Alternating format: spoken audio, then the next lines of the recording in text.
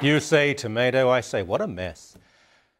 Now this is shocking stuff. Before we get into the monologue, have a look at this. If someone commits certain crimes in Islam and they are found guilty by an Islamic court, one of the punishment is stoning to death, signifying a rejection of evil actions as well. Now, yesterday, that YouTube clip was up and then it was down. It must have been an Islamic miracle.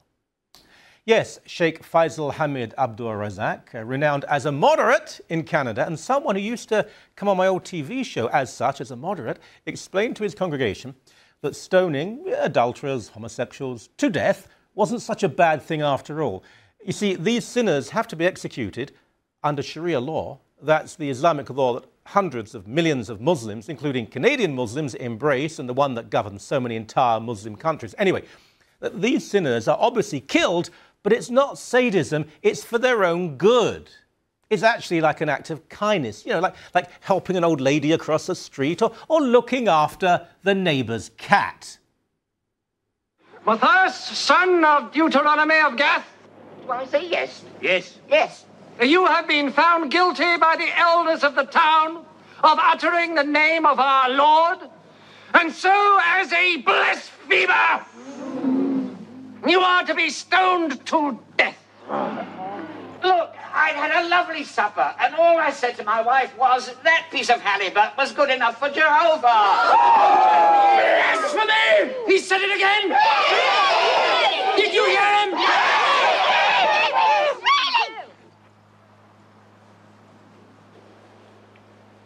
Are there any women here today?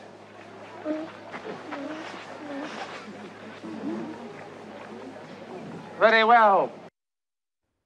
Funny and all that, but you'll wait a long time for the Python crowd and the other left-of-centre chattering class types to be as damning and critical and amusing about Islam. Way too dangerous. Actually, stoning is horrific when it's usually the woman, invariably a woman, is buried up to her chest or head in sand.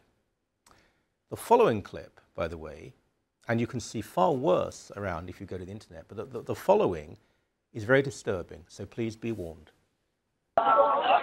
As security forces look on, Dua Khalil is dragged from her home.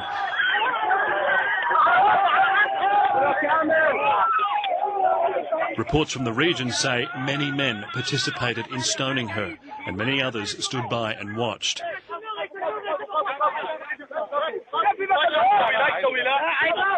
No one appears to help, but many are seen capturing the moment on their cell phone cameras.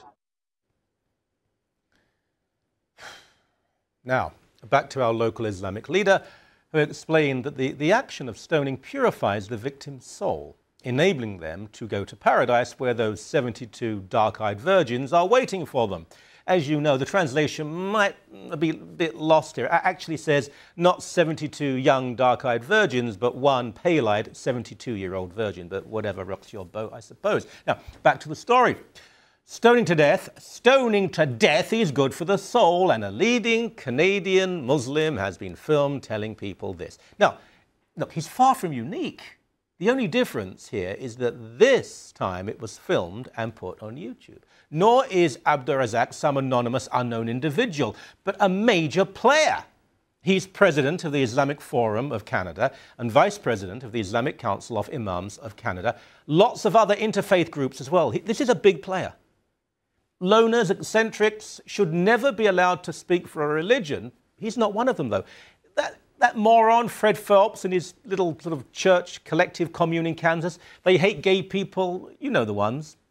They're condemned by every Christian denomination in North America. I didn't say most Christian denominations, every Christian denomination. The same is not true of what we just heard from the Sheikh. Simon Kent, a frequent guest on this show, wonderful journalist, he wrote a fine column in the Toronto Sun today, explaining that in 2010, the Pew Research Center in Washington published the results of an extensive poll of Middle East countries and tapped into their views of modern life. According, he says, to the results, at least 3/4 of Muslims in Egypt and Pakistan say they would favor making each of the following the law in their countries: stoning people who commit adultery, whippings and cutting off hands for crimes like theft and robbery, and the death penalty for those who leave the Muslim religion. Okay? But it didn't take long for the idiots and the appeasers and the usual suspects to get all excited. Brent Hawkes from the Gay Church in Toronto said that this was not an Islamic approach, but a fundamentalist approach. Really? Really, old boy? Really? Where did you get this absurd idea from? Because it doesn't stand up to scrutiny. There's no evidence to support it. He also said that the Christian scriptures also call for stoning. Oh, God, so to speak. Does this man not read the Bible and read Christian history? The Old Testament does indeed call for stoning, but that's the Jewish holy book. And stoning is illegal in the only Jewish state in the world, Israel, and hasn't been permitted in Judaism for 1900 years. Christianity, based on the New Testament, and reading and interpreting the Old Testament only through the prism of the New within Christianity, has never permitted stoning. It has never existed in 2,000 years of Christian history. Do you remember that? Oh, what was his name? Yeah, Jesus. Do you remember that Jesus fellow explaining that he who is without sin should cast the first stone? In other words, don't cast a stone. So, just more denial and silliness from people who live in the safe West, while those poor wretches in the Islamic world live in terror. I know it's frightening for some people to embrace the truth, but you know what? It is still the truth. And when we talk about sin, and we go to our sin correspondent, Brian Lilley in Ottawa. Hello, Brian. Good to see you, Michael. I'm the sin correspondent. It's probably apt. I'm not going to argue with that. Good man. First of all, do we know the history of this YouTube video? I mean, it would have been put up probably because the people who put it up thought it was very good, it was very instructive, very helpful.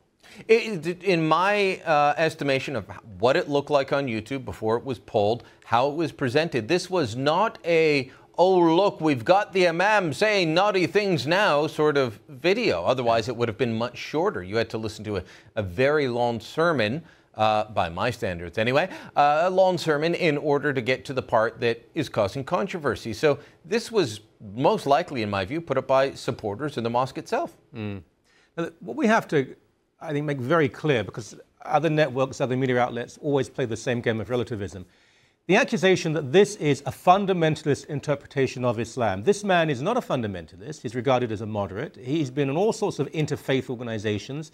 He's a go-to person for moderate Islamic responses. Just a few weeks ago, he was condemning the fanatics within his own religion.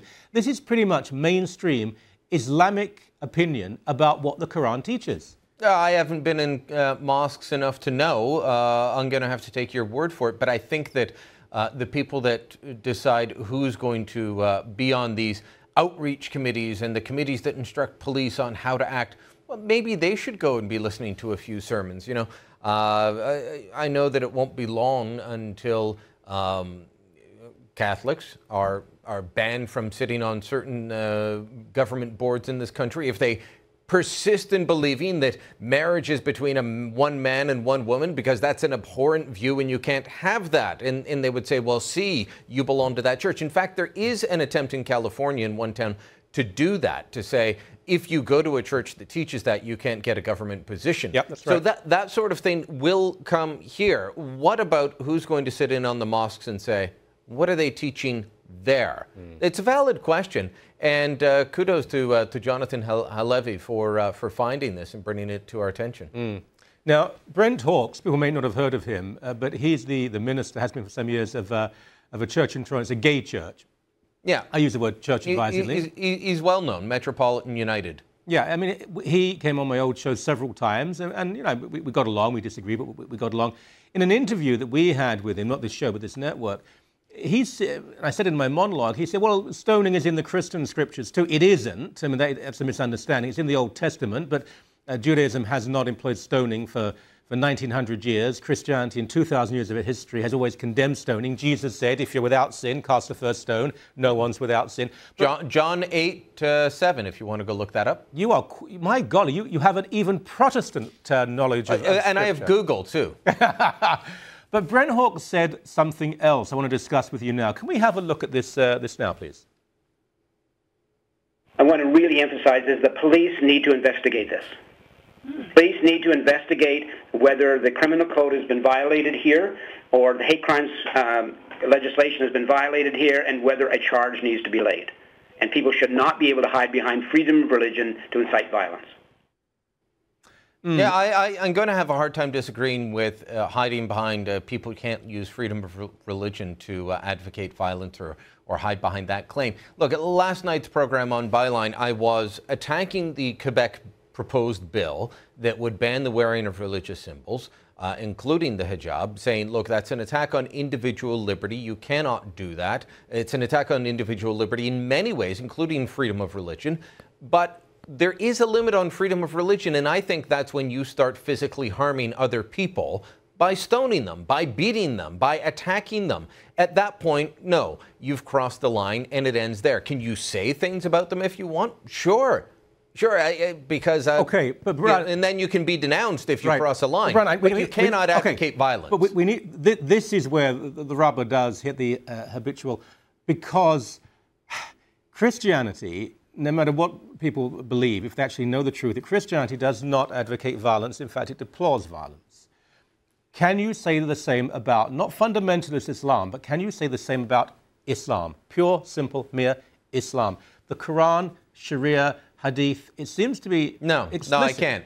So what do we do here? So do we say that Islam can't be practiced?